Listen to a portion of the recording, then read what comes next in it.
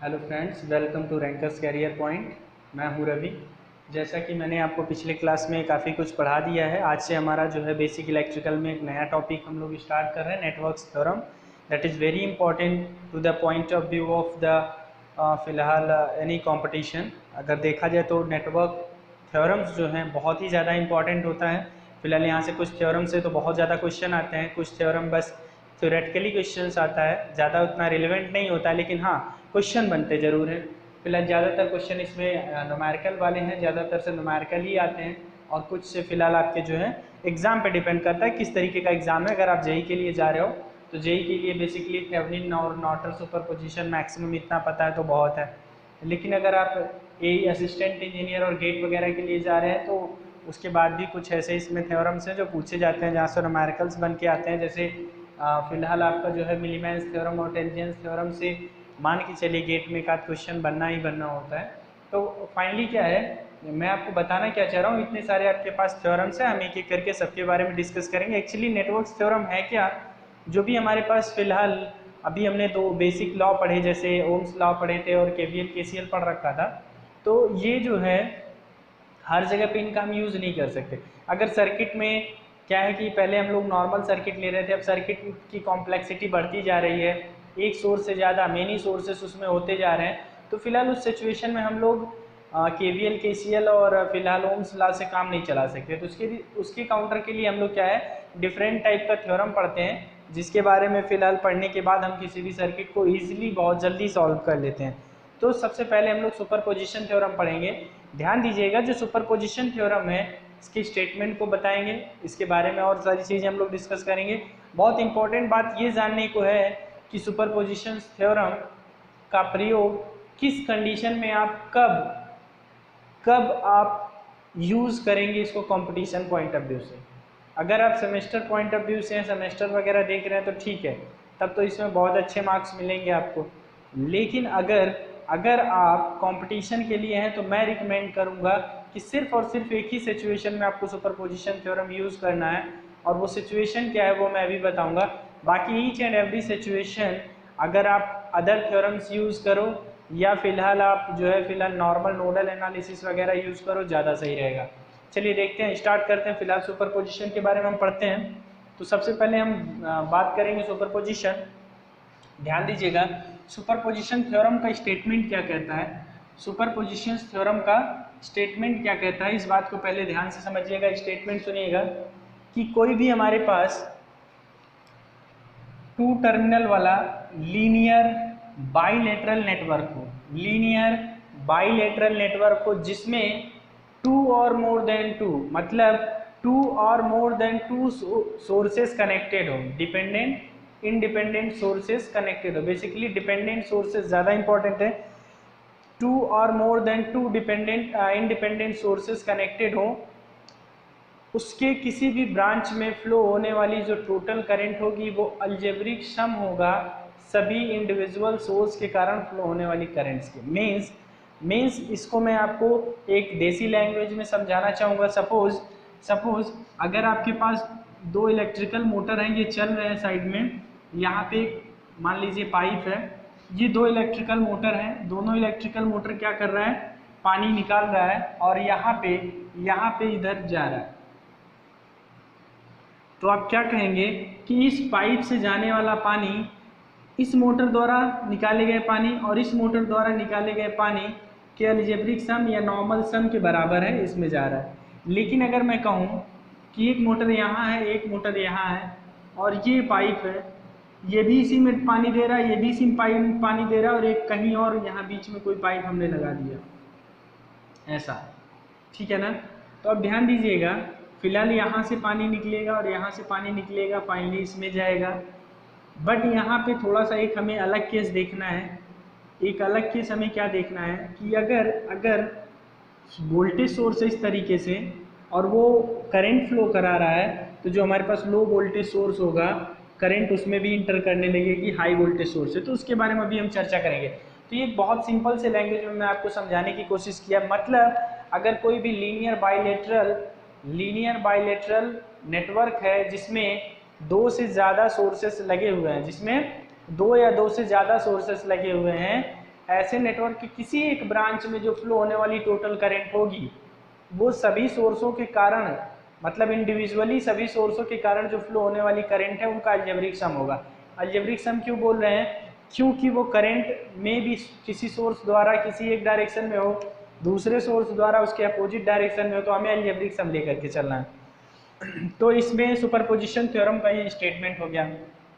अभी यहाँ पे ध्यान दीजिएगा सुपरपोजिशन थ्योरम का यूज़ क्या क्या है, इसका यूज़ हम लोग यूज़ कहाँ करते हैं। तो ध्यान दीजिएगा सुपरपोजिशन थ्योरम का यूज़ हम लोग करंट फाइंड आउट करने में करते हैं किसी भी सर्किट में, और वोल्टेज फाइंड आउट करने में। करंट और वोल्टेज फाइंड आउट करने में किसी भी सर्किट के एक पर्टिकुलर ब्रांच में करंट और वोल्टेज फाइंड आउट करने में यूज़ करते हैं। इसके लिमिटेशन क्या है? लिमिटेशंस आपको बहुत अच्छे से पता होना चाहिए। लिमिटेशन सुपरपोजिशन थ्योरम का, पहली बात तो एक चीज़ और जान लीजिए कि ये AC DC दोनों पे यूज़ किया जा सकता है, AC एंड DC दोनों सप्लाई पे। लिमिटेशन क्या है कि नॉन लीनियर सर्किट पर ये लागू, नॉन लीनियर नेटवर्क अगर है तो उस पर ये लागू नहीं होगा, पहला केस। दूसरा, नॉन लीनियर मतलब जिसमें डायोड वगैरह लगे हों, डायोड ट्रांजिस्टर, उस पर ये लागू नहीं होगा। दूसरी बात, unilateral best example diode. Unilateral अगर उसमें सर्किट एलिमेंट्स लगे हुए हैं यूनिलैटरल, तो उस पर भी सुपरपोजिशन थ्योरम लागू नहीं होगा। तीसरी बात, लीनियर की बात करता है, इसलिए ये पावर कैलकुलेशन नहीं कर सकता। क्या? पावर कैलकुलेशन सुपरपोजिशन थ्योरम की मदद से आप नहीं कर सकते। क्यों?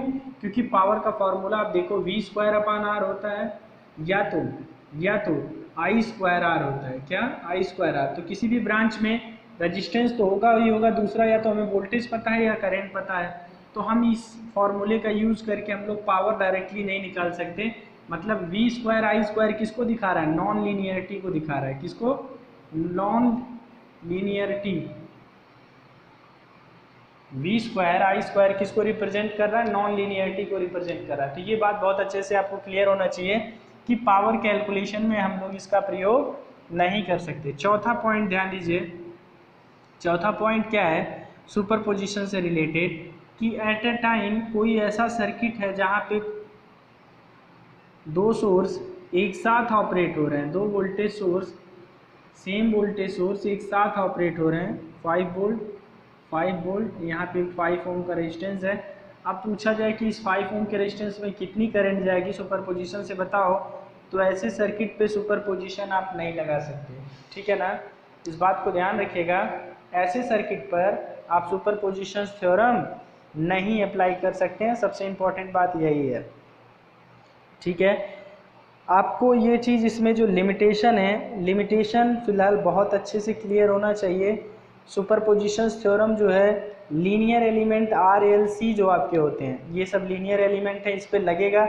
लेकिन एक बहुत इंपॉर्टेंट बात ध्यान देना है, बहुत इंपॉर्टेंट बात ध्यान देना है क्या, कि जो हमारे पास फ़िलहाल R है तो चलो ठीक है, इंडक्टर और कैपेसिटर है। अगर इंडक्टर और कैपेसिटर है तो इंडक्टर कैपेसिटर में इनिशियल कंडीशन भी आता है, तो ध्यान रखिएगा उसका फ़िलहाल इनिशियल कंडीशन 0 होना चाहिए। ठीक है ना, इनिशियल कंडीशन 0 होना चाहिए। और दूसरी चीज़, ये आपका जो है टाइम वेरिएंट, टाइम इनवेरिएंट, इन सब के लिए फ़िलहाल आप सुपरपोजिशन लगा सकते हैं। तो सबसे इम्पॉर्टेंट चीज़ क्या था, ये पॉइंट बहुत ज़्यादा पूछा जाता है यहाँ से कि सुपरपोजिशन आप कहाँ लगा सकते हैं, कहाँ नहीं लगा सकते हैं।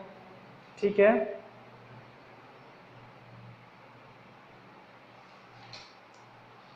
तो ये हमारा बेसिकली फ़िलहाल सुपरपोजिशन का वो हो गया। अगर हम कहीं कहें कि सिंपली किसी भी सर्किट में इनडिपेंडेंट, मतलब डिपेंडेंट सोर्स लगा हुआ है, ओनली डिपेंडेंट सोर्स लगा हुआ है, तो क्या ये काम करेगा? तो भी नहीं करेगा। और ध्यान दीजिएगा फिलहाल इंडिपेंडेंट सोर्स अगर है कहीं पर और वो भी सिंगल ही है, डिपेंडेंट एक सिंगल सोर्स है, मतलब कहीं पर भी एक सिंगल सोर्स है, जैसे मान लीजिए हमारे पास ये रहा, और हमने एक सर्किट बना दिया। अब मैं आपसे पूछूं, आप इसमें सुपरपोजिशन लगाएंगे क्या? इस पे लगेगा तो नहीं लगेगा। मिनिमम कितने सोर्स होने चाहिए? मिनिमम 2 सोर्सेस इसमें होने चाहिए, तभी आप सुपरपोजिशन लगा सकते हैं। तो सुपरपोजिशन के बारे में इतनी बातें आप क्लियर रखिएगा। सुपरपोजिशन, अब हम लोग इसके न्यूमेरिकल्स को इस पे कैसे देखेंगे, कैसे सॉल्व करेंगे, वो हम लोग देखते हैं। उससे पहले मैं आपको एक बेसिक सा एग्जांपल बता दूं कि जो मैंने अभी स्टेटमेंट दिया है वो क्या स्टेटमेंट था मेरा। उसके लिए मैं एक एग्जांपल लेता हूं, अभी एकदम जस्ट इसी पे न्यूमेरिकल भी एक लूँगा और आपको बहुत अच्छे से कराऊंगा। बस आप एग्जाम्पल को समझिएगा। सपोज ये आपके पास V1 है, ये V2 है, ये R1 है, R2 है और ये R3 है। आपके पास क्या है, आपसे कह दिया कि इस ब्रांच में करंट बताइए, इस ब्रांच में करंट बताइए, या इस ब्रांच में, इस ब्रांच में। तो सबसे पहले इसमें आप एक सोर्स के कारण देखेंगे इसमें कितनी करंट फ्लो हो रही है, फिर इसको हटाएंगे, दूसरे सोर्स के कारण देखेंगे इसमें कितनी करंट फ्लो हो रही है और दोनों का अलजेब्रिक सम लेंगे तो इसका मिल जाएगा। इसी तरीके से इसका, इसी तरीके से इसका। ठीक है ना? तो बात समझिएगा। अगर 2 वोल्टेज सोर्स है तो एक एक के कारण आप पहले अलग अलग करके देखेंगे, पहले इसके कारण फिर इसके कारण आप देखेंगे कि किसी ब्रांच में कितनी करंट जा रही है। उसके बाद आप सर्किट को सॉल्व करके फिलहाल टोटल जो करंट आएगा दोनों के कारण उनको ऐड कर देंगे। This is the superposition theorem. तो अभी मैं इस पर एक छोटा सा न्यूमेरिकल लेता हूँ और उस न्यूमेरिकल को हम लोग डील करते हैं और देखते हैं कि कैसा होने वाला है वो न्यूमेरिकल। फिलहाल उस न्यूमेरिकल को लेते हैं, चलिए देखते हैं। ये न्यूमेरिकल है हमारे पास, ये न्यूमेरिकल है। अब हमें क्या करना है, इसको सॉल्व करना है। उससे पहले मैं आपको छोटा सा इसका और कॉन्सेप्ट बता दूं। मैंने आपको बोला था स्टेटमेंट में कि किसी भी ब्रांच में जो फ्लो होने वाली टोटल करंट होगी वो इंडिविजुअली सभी सोर्स के कारण फ्लो होने वाली करंट के अलजेब्रिक सम के बराबर होगा। तो मैं आपको यहाँ पे एक चीज़ बता दूं कि जब हम इंडिविजुअली एक एक सोर्स को एक्टिव करेंगे तो उसके अतिरिक्त जितने भी सोर्स होंगे उनको उनके इंटरनल रेजिस्टेंस से रिप्लेस कर देंगे। अगर हम बोले आइडियल करंट सोर्स का कितना होता है इंटरनल रेजिस्टेंस, तो आप कहेंगे सर इन्फिनिटी। वोल्टेज सोर्स का आप कहेंगे सर 0। तो जहां 0 रेजिस्टेंस होगा उसको आप शॉर्ट सर्किट करेंगे। मतलब आइडियल वोल्टेज सोर्स को आप क्या करेंगे, short circuit. Ideal current source को आप क्या करेंगे, ओपन सर्किट। कब? आइडियल के केस में। अगर प्रैक्टिकल है, उनका कुछ अपना रेजिस्टेंस दिया है तो शॉर्ट सर्किट, ओपन सर्किट करने की जरूरत नहीं है। उस जगह पे आप क्या करेंगे, उतने ओम का रेजिस्टेंस लगा देंगे जहाँ पे वो पर्टिकुलर सोर्स होगा। खैर, इस बात को ध्यान रखिएगा। चलिए अब हम लोग इसमें देखते हैं। तो पहले हम यहाँ पे क्या करते हैं, केस फर्स्ट बनाते हैं। Case first when 50 volt is active.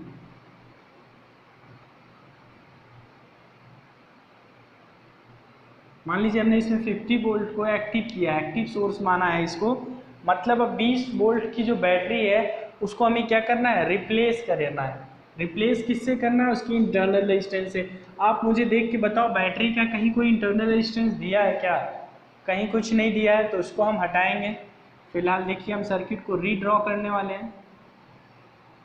ये हमने सर्किट को रीड्रॉ किया। अभी हमारे पास आप देखो, इसको हमने शॉर्ट सर्किट कर दिया। क्या कर दिया, शॉर्ट सर्किट। यहाँ हमारे पास 20 ओम, 30 ओम और ये 10 ओम, ये हमारे पास है 50 वोल्ट। सबसे पहले आप इसमें क्या करेंगे, हमें कहाँ करंट निकालना है, ध्यान दीजिएगा। इसमें करंट हमें IL में निकालना है, ठीक है ना। हम सारे ब्रांचेज में निकाल के आपको दिखा देते हैं। बाकी आप कभी भी किसी भी ब्रांच में पूछेगा तो आप कैसे लगाएंगे वो आप खुद समझ जाएंगे। देखिएगा, हमें क्या करना है, करंट निकालना है। तो अभी 50 वोल्ट की वजह से करंट निकालना है। तो सबसे पहले आप R इक्विवेलेंट निकालो। तो 20 और 30 पैरेलल में है, मतलब आप लिखेंगे 10 प्लस 20 इंटू 30/50। कितना आ जाएगा भाई, 22 ओम। कितना आएगा, 22 ओम इक्विवेलेंट रेजिस्टेंस। तो टोटल करंट कितनी आएगी, मान लीजिए इस ब्रांच की करंट I है, इस ब्रांच की करंट I2 I1 मान लीजिए, इस ब्रांच की करंट I2 मान लीजिए। यही करंट आपको लेकर चलना है हमेशा दूसरे वाले केस में भी, बस अंतर इतना रखना है कि ये I2 है, सबको हम डैश कर देंगे। तो यहाँ पे अब हम I करंट देखेंगे, I करंट देखेंगे तो कितना आएगा, टोटल 50 वोल्ट बटे 22, इसको हम लिख सकते हैं 25 एम्पियर, 25 बटे 11 एम्पियर लिख सकते हैं। ये हमारा टोटल करंट हो गया जो हमारा 10 ओम के रेजिस्टेंस में जा रहा है। अब हमें क्या निकालना है, अब हमें निकालना है I2 करंट, I1 करंट।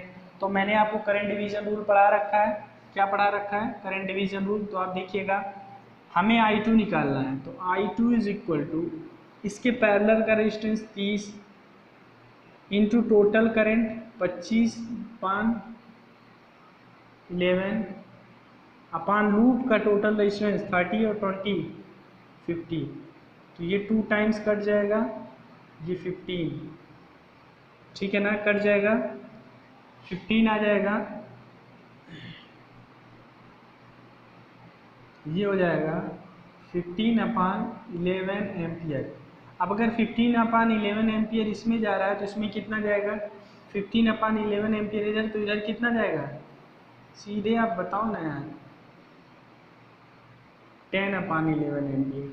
क्यों भाई, ऐसा क्यों भाई, टोटल करंट तो 25/11 एम्पियर है, जिसमें इधर ही चला गया कितना 15/11। अभी नीचे सेम है सब, तो 11 को भूल जाइए। मान लीजिए इधर से टोटल 25 एम्पियर है, 15 इधर चला गया तो बचा 10, इधर ही तो जाएगा। तो ये हमारा I1 और I2 मिल गया, ठीक है ना। ये किसकी वजह से मिला, जब हमारा 50 वोल्ट का सोर्स एक्टिव है। अब केस सेकेंड देखते हैं, क्या केस सेकेंड, केस सेकेंड देखेंगे, केस सेकेंड हम लोग देखते हैं।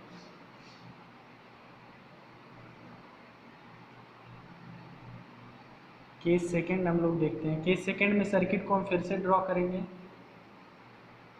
अब हमारे पास ये वाला सोर्स शॉर्ट सर्किट होगा और दूसरा वाला सर्किट क्या होगा, मतलब दूसरा वाला जो सोर्स है वो एक्टिव होगा। हमारे पास इधर है 10 ओम, इधर है 30 ओम, इधर है 20 ओम, इधर है 20 वोल्ट, ठीक है ना। अब देखिए R इक्विवेलेंट निकालिए, R इक्विवेलेंट अब इधर से कैलकुलेट करेंगे, 20 + 30 × 10/40, तो ये कितना आ जाएगा ये। अब देखिए इसको आप डिवाइड करेंगे, कट करेंगे तो 2 और ये 15 टाइम्स, मीन्स आपको देखने को मिलेगा 20 40 हो जाएगा प्लस 15/2। तो ये आपकी जो वैल्यू आने वाली है, ये आपकी जो वैल्यू आएगी वो 55/2 कितना आएगा, R इक्विवेलेंट की वैल्यू, R इक्विवेलेंट की वैल्यू कितनी आएगी। चलिए इसको हम इधर कैलकुलेट कर दें ऊपर। R इक्विवेलेंट हमें निकालना है सर्किट में, तो ये हो जाएगा 20 + 10 × 30/40। अगर इसको और आप थोड़ा सा एलेबरेट करेंगे तो ये आपका हो जाएगा 5 और ये 2 15, ये 55/2 ओम, ये R इक्विवेलेंट निकल के आया 55/2 ओम। अब देखिएगा इसमें क्या है, अब हमें करंट टोटल निकालना है, तो इसमें हमने जो करंट मार्क किया वो क्या है, I2 ही है ना, तो हम I2 डैश अब मान लेंगे, डायरेक्शन अपोजिट हो जाएगा। ध्यान रखिएगा करंट वही है I2 डैश, ये रहा डायरेक्शन, इधर I1 डैश, इधर I डैश, ठीक है ना। हमने करंट मार्क कर लिया। अब हमें क्या निकालना है, I2 डैश, तो I2 डैश मतलब टोटल वोल्टेज 20/55/2, तो ये हो जाएगा 5 5 4 जा 20 5 11 मल्टीप्लाई करेंगे 8/11 एम्पियर, 8/11 एम्पियर ये आया। अब हमें क्या निकालना है, आप I डैश निकाल लो। I डैश निकालेंगे तो इसके पैरेलल का रेजिस्टेंस 30 इंटू टोटल करंट अपान लूप का टोटल रेजिस्टेंस 40, ये 2 हो गया 6/11 एम्पियर। अब अगर 6/11 एम्पियर इधर आ गया तो बचा कितना, I1 डैश मतलब 2/11 एम्पियर, 2/11 एम्पियर बच गया। जो इसमें जा रहा है, ठीक है ना। ये अब आपको मिल गया। अब देखिए, अब हम देखेंगे टोटल करंट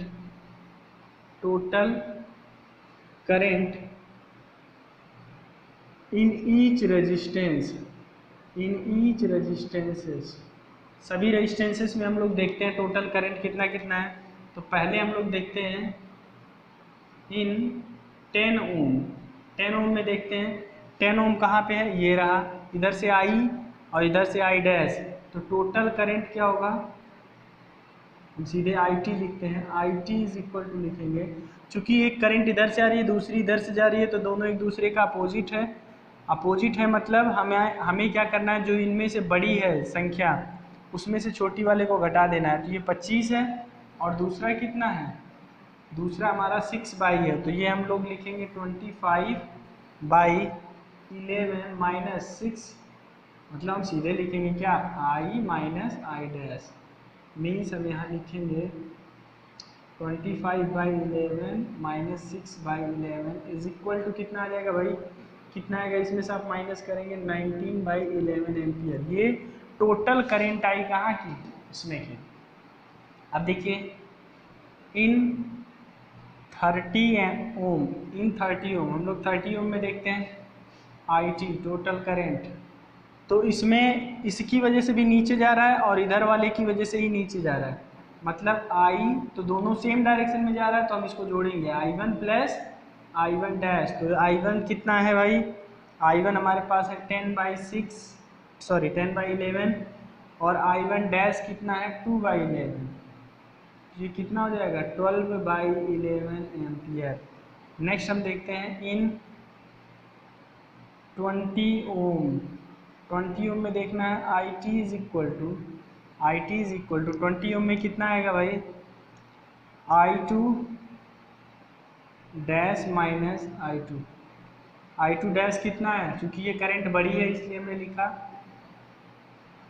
8/11 और I2 कितना है 15 सॉरी, तो हमें यहाँ पे 15/11 बड़ी है, तो हम लिखेंगे 15/11 माइनस 8/11, तो ये कितना हो जाएगा 7/11 एम्पियर, ठीक है ना, 7/11। तो इस तरीके से आप क्वेश्चंस को इजीली सॉल्व करेंगे, इसमें ज़्यादा कुछ दिक्कत नहीं होना चाहिए, बहुत सिंपल सा फिलहाल कॉन्सेप्ट था।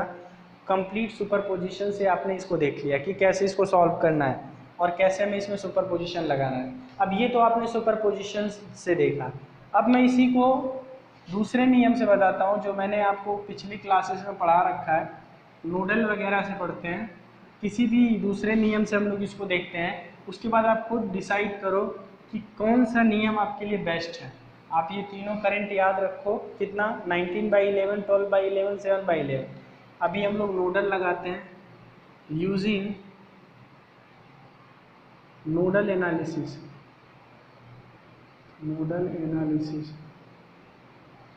अब यहाँ पे आप मान लीजिए वोल्टेज V, इसको रेफरेंस अप्लाई करेंगे नोडल एनालिसिस, तो क्या दिखेगा V minus 50/10 plus V minus 0/30 plus V minus 20/20 is equal to 0। तो V/10 प्लस, मैं फास्ट कर रहा हूँ ध्यान समझते चलिएगा, V/30 प्लस V/20, इन सब को उधर ले जाएंगे तो 50/10 प्लस 20/20, तो ये कितना हो जाएगा 5, ये 1, LCM कितना आ जाएगा भाई 20 30 10 20 30 का 60 आ जाना चाहिए, 60 आएगा, तो यहाँ हो जाएगा 6V plus 2V plus 3V is equal to, ये आपका हो जाएगा 5 + 1 6। अब ये देखिए 6 है, हम इसको उधर मल्टीप्लाई कर दिए, 6 2 8 3 11, 11V/60, 11V/60 is equal to 6।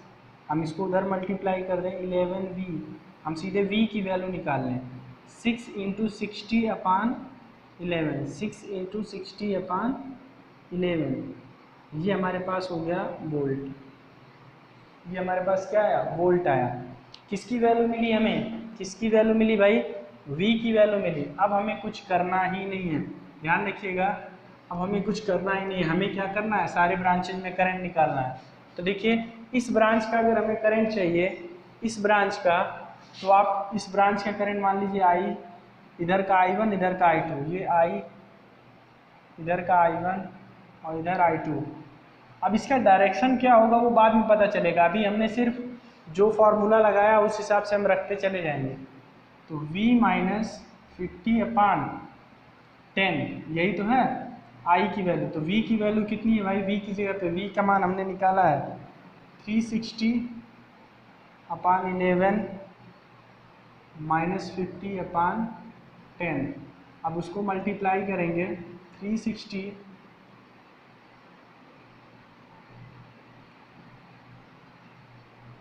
11/10, ठीक है।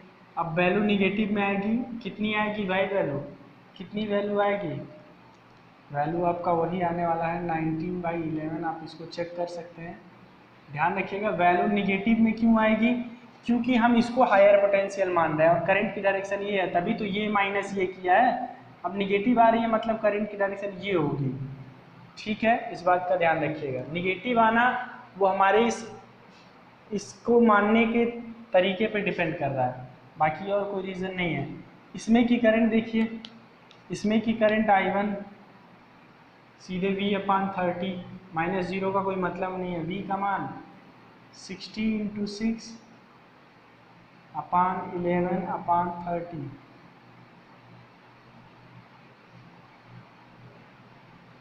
(12/11 एम्पियर। देखिए ठीक है ना। ऐसे तीसरा भी हमारा आ जाएगा सिंपली। तो आप खुद डिसाइड करिए कि आपको ये मेथड चूज करना है या सुपरपोजिशन चूज करना है। तो I hope competition point of view के लिए सुपरपोजिशन इज द, फिलहाल बिल्कुल ब्रस्ट कह सकते हैं उसको, कोई मतलब नहीं है। और nodal analysis is the best for the competition, ठीक है। आप इसका यूज करके सिंपली कहीं पर भी करंट फाइंड आउट कर सकते हैं, क्योंकि वहाँ ऑप्शनल होता है। ऑप्शन हमें ट्रिक करना, एग्जामिनर ये थोड़ी ना देखने आ रहा है कि आप किस मेथड से लगा रहे हैं।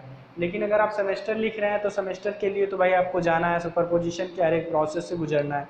दूसरी बात, अब मैं बताता हूँ कि इसी क्वेश्चन में कब आपके लिए ये नेसेसरी हो जाएगा कि आपको सुपरपोजिशन के अलावा कुछ लगाना ही नहीं। कब आपके लिए नेसेसरी हो जाएगा कि जब आपको सिर्फ और सिर्फ सुपरपोजिशन ही लगाना है, आपके पास कोई चारा ही नहीं बचेगा। तो इस बात का ध्यान रखिएगा,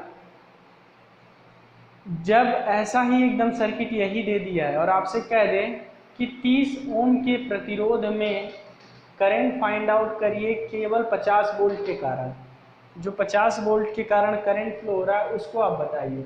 तब आपको ऑटोमेटिक या अलग अलग बताइए, आपसे कह देगा 50 वोल्ट के कारण बताइए और फिर 20 वोल्ट के कारण, दोनों के कारण अलग अलग बताइए। तो आपके पास कोई ऑप्शन नहीं है, एक को रिमूव करेंगे, एक को एक्टिव करेंगे, दूसरा निकालेंगे, दूसरे को एक्टिव करके एक को रिमूव करके ऐसे निकालेंगे।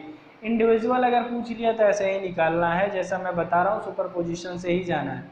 ये नोडल एनालिसिस से आपने सिंपली कर लिया। इसी को हम KVL से भी कर सकते हैं, मैथ से भी कर सकते हैं। नो डाउट सबका आंसर सेम आने वाला है, कंफ्यूज होने की ज़रूरत नहीं है। इम्पॉर्टेंट कॉन्सेप्ट था इसलिए मैंने इसको आपको फिलहाल कंप्लीट करा दिया सुपरपोजिशन। अभी मैं आपको इस फिलहाल इसमें एक छोटा सा मैं होमवर्क दे करके जाऊंगा, इसका आंसर आपको कमेंट सेक्शन में कमेंट करना है, ठीक है ना। क्वेश्चन मैं आपको देता हूं, आप इसको नोट करेंगे, सॉल्व करेंगे। जो अच्छे बच्चे होंगे वो तो तुरंत सॉल्व कर लेंगे, जो बच्चे अच्छा बनने के लिए निकल चुके हैं, हमारे साथ जुड़ गए हैं कि अब हमें जो है टेक्निकल में अच्छा बनना है, वो भी प्रयास करेंगे और एक ना एक दिन आप देखना इसको सॉल्व भी आप कर लेंगे। चलिए क्वेश्चन हमारे पास है,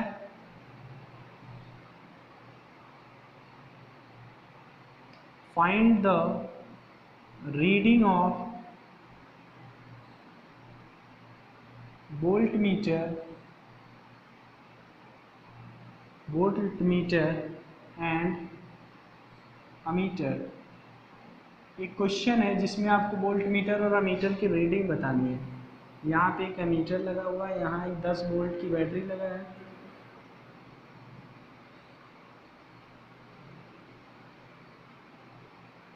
ये 3 ओम है, ये 2 ओम है। यहाँ आप देख पा रहे हैं सर्किट ओपन है, यहाँ वोल्ट मीटर लगा है, यहाँ 10 वोल्ट की बैटरी है। आपको मीटर और वोल्ट मीटर की रीडिंग बतानी है। इसी के पैरेलल में लगा है वोल्ट मीटर, ध्यान रखिएगा। आपको इस क्वेश्चन में अमीटर और वोल्ट मीटर की रीडिंग बतानी है। आप कमेंट सेक्शन में इस क्वेश्चन का आंसर हमें कमेंट करिएगा। फिर अगले क्लास में हम आपको इसके बारे में बहुत डिटेल चर्चा करके बताएंगे कि इसका आंसर क्या आने वाला है, क्या मीटर रीड करेगा, क्या वोल्ट मीटर रीड करेगा। तो फिलहाल आज के इस लेक्चर में इतना ही, फिर हम आगे मिलेंगे अपने सवालों और जवाबों के साथ। फिलहाल आज के लिए इतना ही। Thank you so much.